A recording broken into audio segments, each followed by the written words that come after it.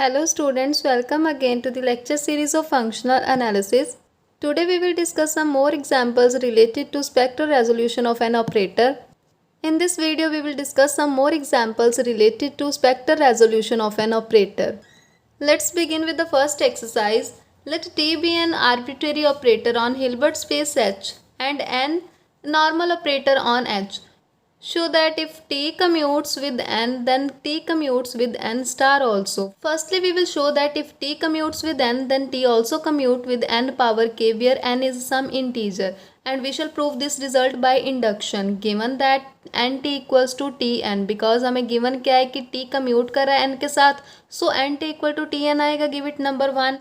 So our result is true for k equals to 1. Now assume that result is true for k equals to m minus 1. Such that t n power m minus 1 equals to n power m minus 1 into t. Give it number 2. और prove क्या करना है हमने, t n power k equals to n power kt. So assume that t n power m which will be equals to t n power m minus 1 into n को हमने break करके लिख लिया.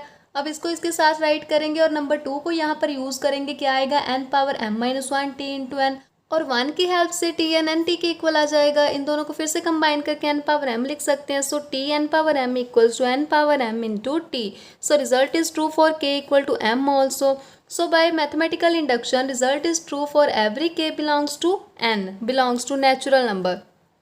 But we want to show here that t commutes with n star, and for this we claim that t commutes with every polynomial in n. Then we consider a polynomial in n which is equals to Pn equals to alpha naught plus alpha n plus alpha 2n square plus so on alpha n power n.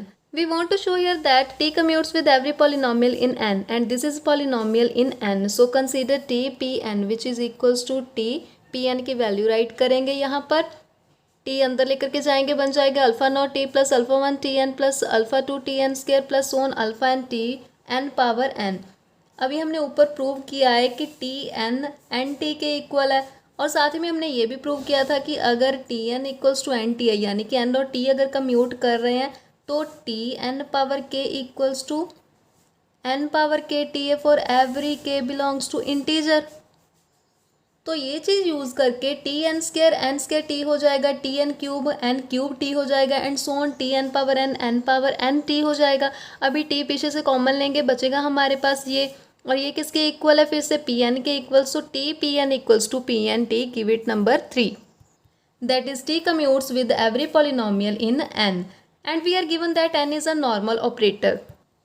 पिछले video lecture में result पढ़ा था हमने कि T अगर कोई normal operator हो तो टी स्टार पॉलिनोमियल होता है इन टी, और यहाँ पर हमारी इस थ्योरम में, इस एक्सरसाइज में टी का काम एन कर रहा है. एन क्या है, नॉर्मल ऑपरेटर, तो एन स्टार क्या हो जाएगी, polynomial in N. So if N star is a polynomial in N, then N star can be written as A not plus A one N plus A two N square plus on A N L N. कुछ नहीं, हमने सिर्फ N star को in an polynomial मान लिया. और equation number 3 में हमने प्रूव किया है कि टी एन में जितने भी पॉलिनोमियल हैं उन सब के साथ कम्यूट कर रहा है, और एन स्टार क्या है, polynomial in N. So T will also commute with N star. So T commute with N star by using number 3rd. Now we will prove this very important exercise which states that let T be a normal operator on Hilbert space H and lambda 1, lambda 2, lambda m be spectrum of T. यानी कि T के लिए ये सारी eigen value. Then T is self adjoint if and only if each.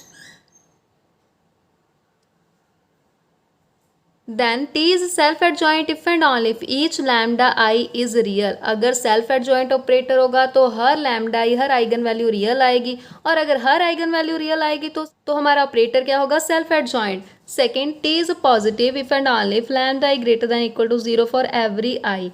अगर operator positive है तो सारी लैम्डा आई, सारी आइगन वैल्यूज क्या आएंगी, पॉजिटिव या 0, और अगर सारी आइगन वैल्यू पॉजिटिव या 0 आएंगी तो ऑपरेटर क्या होगा, positive. Third result, T is unitary if and only if lambda i mod equals to 1 for every i. यानी कि यूनिटरी ऑपरेटर के लिए आइगन वैल्यूज का मॉडुलस क्या होगा, 1 के इक्वल, और अगर आइगन वैल्यूज सारी जितनी भी होंगी उनका मॉडुलस 1 के इक्वल होगा तो ऑपरेटर क्या होगा, unitary. T normal operator given है, और पिछले वीडियो लेक्चर में हमने पढ़ा था कि किसी भी नॉर्मल ऑपरेटर के लिए हमें हमेशा यूनिक स्पेक्ट्रल रेजोल्यूशन मिलता है. तो उस चीज़ को यूज़ करके क्या आएगा हमारे पास, T equals to lambda 1 P 1 plus lambda 2 P 2 plus on lambda m P m. where sum of these projections equals to identity, where pi pj equals to 0 for every I not equal to j। इसका मतलब है कि सारी जो P I होंगी, सारी projection होंगी, वो पेयर वाइज ऑर्थोगोनल होंगी। Lambda 1 lambda 2 lambda m distinct eigen values हैं टी के लिए, और P1 P2 Pm क्या है, pair wise orthogonal projections on H। अभी अगर टी की ये वैल्यू है तो टी स्टार की वैल्यू क्या आएगी हमारे पास, T star equals to lambda 1 conjugate P1 star plus lambda 2 conjugate P2 star plus so on lambda m conjugate Pm star. और ये कैसे आता है हमारे पास, ये हमारे पास टी की वैल्यू है। और एडजॉइंट वाले वीडियो लेक्चर में हमने दो रिजल्ट पढ़े थे कि T1 प्लस T2 स्टार किसके इक्वल होता है, T1 star plus T2 star, और साथ ही में पढ़ा था alpha T star equal to alpha conjugate T star के इक्वल होता है। इन दोनों को यहाँ पर यूज करते हैं। टी स्टार किसके इक्वल आ जाएगा, lambda 1 conjugate P1 star plus lambda 2 conjugate P2 star plus so on lambda m conjugate Pm star आएगा। और P1 P2 Pm सारी प्रोजेक्शन है तो ये सेल्फ एडजॉइंट होंगी, तो P1 स्टार P1 के इक्वल आ जाएगा, P2 स्टार P2 के इक्वल और Pm स्टार Pm के इक्वल आ जाएगा, because Pi star equals to Pi for every I। Now for the proof of first part, let's suppose that T is a self adjoint, so T star will be equals to T।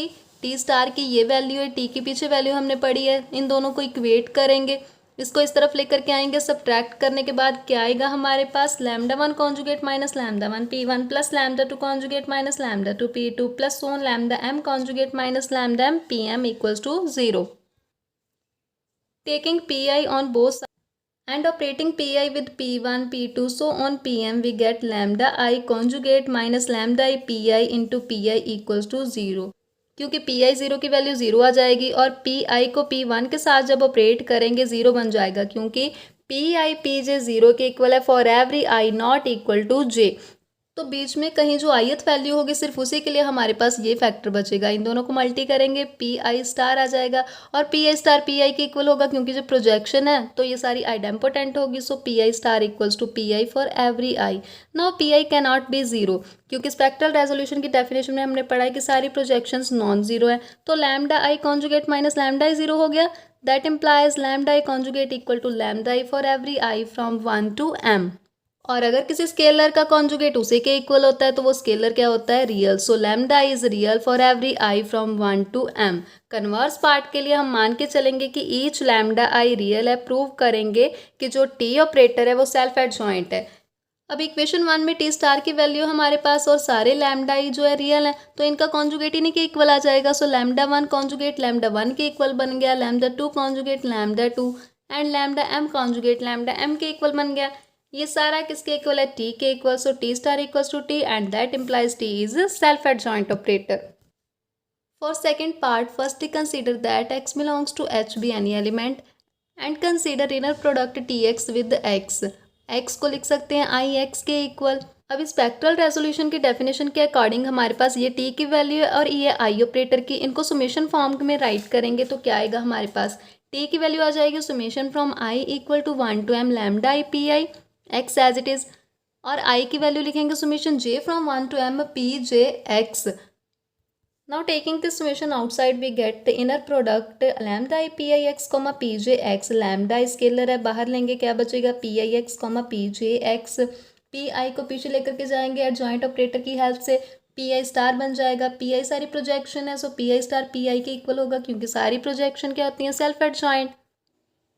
इसके बाद हम इस वाले summation को open करेंगे जो कि very कर रहा है from j equals to 1 to m। जब इस सुमेशन को ओपन करेंगे क्या आएगा हमारे पास, फर्स्टली आएगा Pi P1, फिर Pi P2 so on, Pi बीच में कहीं आएगा and so on Pi Pm। और ये सारे फैक्टर तो जीरो हो जाएंगे ना, क्योंकि Pi Pj क्या है, zero for every I not equal to j। सिर्फ Pi वाला फैक्टर बचेगा। So we are left with summation I from 1 to m। ये सुमेशन बचेगा lambda I x comma Pi x inner product. अभी Pi को यहाँ लेकर के आएंगे, Pi स्टार बन जाएगा, Pi स्टार फिर से Pi के इक्वल आ जाएगा, क्योंकि being projection it will be self adjoint. ये किसके इक्वल आ जाएगा, नॉर्म Pi x स्क्वायर, क्योंकि इनर प्रोडक्ट का नॉर्म के साथ रिलेशन होता है, inner product x with x equals to norm x square. तो ये किसके इक्वल आ गया, summation I from 1 to m lambda I norm P I X square for every X belongs to H, give it number 2। इस summation को expand करेंगे तो ये आ जाएगा। Now let x belongs to M i where M i is range space of P i. तो range space की definition के अकॉर्डिंग इसमें कैसे एलिमेंट होंगे, P I x equals to x type के and P j x equals to 0 for every i not equal to j. इन दोनों को यहाँ पर यूज करके ये 0 बन जाएगा, इसको एज इट इज लिखेंगे और बाकी सारे फैक्टर 0 बन जाएंगे। Give it number 3। So firstly we suppose that t is a positive operator. If t is a positive operator then we must have inner product tx with x greater than equal to 0। तो equation 3 से अगर ये side positive है तो ये side भी positive होगी। So we get lambda I P I X norm square greater than equal to 0, और नॉर्म तो हमेशा पॉजिटिव होती है। So lambda I must be greater than equal to 0। So each lambda I is a positive real number. For converse part, we will suppose that each lambda is positive real number and we will show that t is a positive operator. Positive operator prove करने के लिए हमें दो चीज़ें prove करनी होंगी, क्योंकि definition के अकॉर्डिंग टी को हम पॉजिटिव ऑपरेटर कब बोलते हैं, फर्स्ट अगर टी सेल्फ एडजॉइंट हो, और सेकंड अगर T X inner product with X greater than equal to 0 हो for every X belongs to H. ये दोनों चीज़ें हम प्रूव करेंगे तो टी क्या बन जाएगा, पॉजिटिव ऑपरेटर। अभी कन्वर्स पार्ट के लिए हर लैम्डा पॉजिटिव रियल नंबर है, और पार्ट 1 में हमने प्रूव किया था कि अगर हर लैम्डा रियल नंबर हो तो टी क्या होता है, self adjoint operator. So first part हमारा जो था कि टी सेल्फ एडजॉइंट ऑपरेटर होना चाहिए, वो प्रूव हो गया कि टी क्या है, self adjoint operator. Now given that lambda greater than equal to 0 for every I. For equation number 3 में अगर जो हमारी राइट हैंड साइड है ये पॉजिटिव आएगी तो ये जो लेफ्ट हैंड साइड वो भी पॉजिटिव आएगी।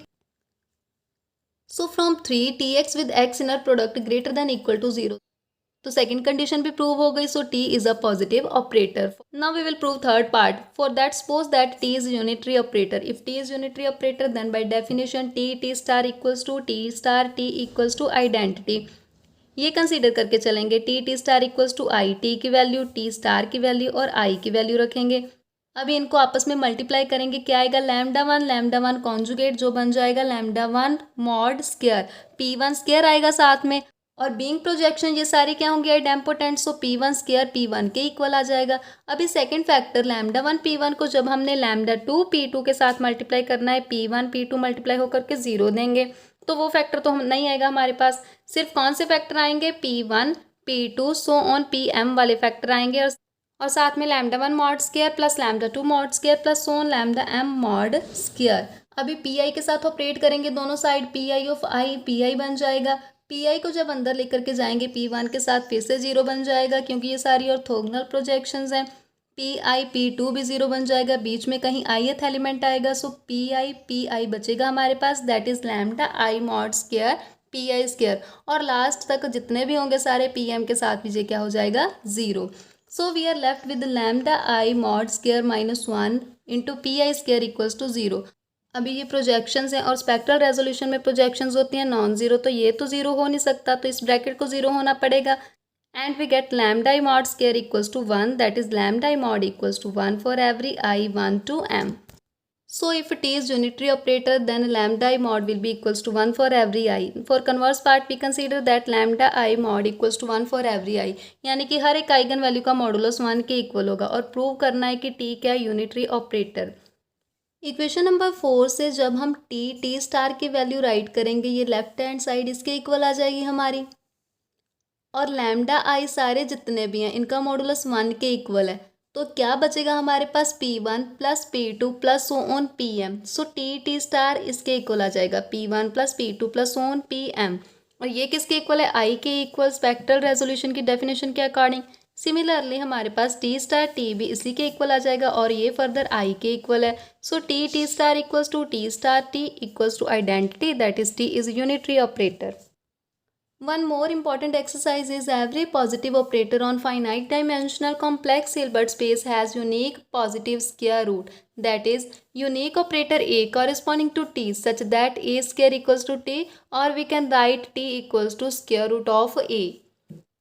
For solution we are given that T is operator from H to H which is a positive operator. Since T is a positive operator so T must be self adjoint and T is normal, क्योंकि हर self adjoint operator normal operator होता है, और पिछले video lecture की help से T अगर normal operator है तो इसके पास यूनिक स्पेक्ट्रल रेजोल्यूशन होगा। स्पेक्ट्रल रेजोल्यूशन की डेफिनेशन राइट करेंगे अब।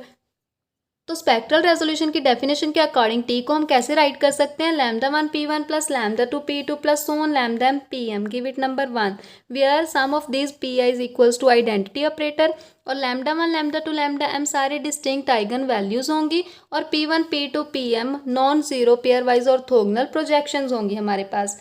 टी क्या है, सेल्फ एडजॉइंट, और ऊपर जो हमने एक्सरसाइज प्रूव की है उसके अकॉर्डिंग सारे लैम्डा इज रियल आएंगे। Also T is positive operator, so फिर से ऊपर वाली जो एक्सरसाइज है उसकी हेल्प से सारे लैम्डा आई के आएंगे greater than equal to 0 for every i. Now let A equals to under root λ1 p1 plus under root λ2 p2 plus so on under root λm pm, give it number 2। अभी ए की इस representation को हमने prove करना है कि ए के लिए ये स्पेक्ट्रल रेजोल्यूशन है। ये सारे जो लैम्डा आई अंडर रूट है डिनोट कर रहे हैं कि पॉजिटिव स्क्वायर रूट है लैम्डा आई का, और सारे लैम्डा आइज क्योंकि पॉजिटिव है तो ये पॉजिटिव स्क्वायर रूट होंगे सारे। And it can be easily seen that A star equals to A star A, यानी कि ए को पहले हम नॉर्मल ऑपरेटर शो करेंगे।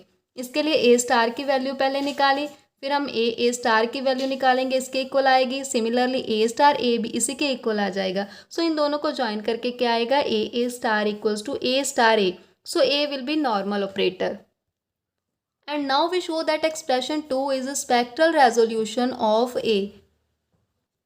पहले एक बार स्पेक्ट्रल रेजोल्यूशन की डेफिनेशन देखते हैं कि अगर T के लिए ये स्पेक्ट्रल रेजोल्यूशन है तो ये सारे जो λ1 λ2 λm डिस्टिंक्ट नंबर्स होंगे और ये सारी जो p1 p2 pm प्रोजेक्शंस होंगी जो कि पेयर वाइज ऑर्थोगोनल होनी चाहिए और इनका सम प्रोजेक्शन का सम जो होना चाहिए आइडेंटिटी एलिमेंट के इक्वल होना चाहिए। अब 1 ऑलरेडी हमारे पास टी के लिए स्पेक्ट्रल रेजोल्यूशन है, इसकी हेल्प से हमने प्रूव करना है कि 2 जो है वो ए के लिए स्पेक्ट्रल रेजोल्यूशन है। Since all lambda i's are distinct, क्योंकि ये सारे लैम्डा आइज क्या हैं, T equals to λ1 p1 plus λ2 p2 plus so on λm pm, और सारे लैम्डा आइज यहाँ पर डिस्टिंक्ट होंगे क्योंकि ये ऑलरेडी स्पेक्ट्रल रेजोल्यूशन है टी के लिए। अगर लैम्डा इज डिस्टिंक्ट है तो इनका स्क्वायर रूट भी तो डिस्टिंक्ट नंबर ही आएगा, क्योंकि अगर 2 सपोज कोई डिस्टिंक्ट 2 और 3 दो नंबर हैं डिस्टिंक्ट है, इनका जो स्क्वायर रूट होगा वो भी तो डिस्टिंक्ट ही आएगा। Also 1 is unique spectral resolution of T. 1 already हमारे पास स्पेक्ट्रल रेजोल्यूशन है तो सारी जो पी आईज होंगी वो पेयर वाइज ऑर्थोगोनल होंगी और p1 p2 pm इनका सम आई के इक्वल होगा। तो यहाँ पर भी तो ये सारे p1 p2 pm ही यूज़ किया हमने, तो ये सारे क्या होंगे, pairwise orthogonal projections and p1 plus p2 plus so on pm equals to identity. तो स्पेक्ट्रल रेजोल्यूशन की जितनी भी कंडीशन होती हैं वो 2 के लिए भी होल्ड कर रही हैं। सो 2 is the unique spectral resolution of operator T and lambda I under root are precisely distinct eigenvalues of operator A and all lambda I under root will be greater than equal to 0 for every I, क्योंकि सारे lambda I positive हैं greater than equal to 0 हैं तो इनका जो under root होगा वो भी तो greater than equal to 0 होगा यहाँ से, क्योंकि T पॉजिटिव ऑपरेटर था तो सारे lambda I पॉजिटिव थे। और अगर सारी eigen values greater than equal to 0 हो तो ऑपरेटर क्या होता है, पॉजिटिव। तो यहाँ पर लैम्डा आई अंडर रूट सारे के सारे क्या है, ग्रेटर देन इक्वल टू 0। ये सारी आइगन वैल्यूज़ ए के लिए क्या आ रही हैं, ग्रेटर देन इक्वल टू 0। तो by part 2 of previous example we have A is a positive operator. तो इस एक्सरसाइज के लिए हमने जो प्रूव करना था कि एक यूनिक पॉजिटिव ऑपरेटर एग्जिस्ट करेगा वो हम प्रूव कर चुके हैं। सिर्फ क्या प्रूव करना है अब, T equal to under root A. For that consider A square which will be equal to A की वैल्यू राइट करेंगे, इनको आपस में मल्टीप्लाई करके क्या आएगा, λ1 p1 square plus λ2 p2 square plus so on λm pm square. ये आ जाएगा λ1 p1 plus λ2 p2 plus so on λm pm, क्योंकि सारी प्रोजेक्शंस हैं p1 p2 pm और आइडेम्पोटेंट होंगे। So p1 square will be equals to p1 p2 square p2 and pm square pm। और equation 1 की हेल्प से ये किसके इक्वल आएगा, टी के equal. So A square equals to T and that implies A equals to square root T. So these were all the important exercises related to spectral resolution of operator T. Hope आपको सारा video lecture अच्छे से समझ आया होगा। अगर आपको मेरी वीडियो अच्छी लगे तो इसे औरों के साथ शेयर करें, इसे लाइक करें और मेरे चैनल को सब्सक्राइब करें। Thank you for watching.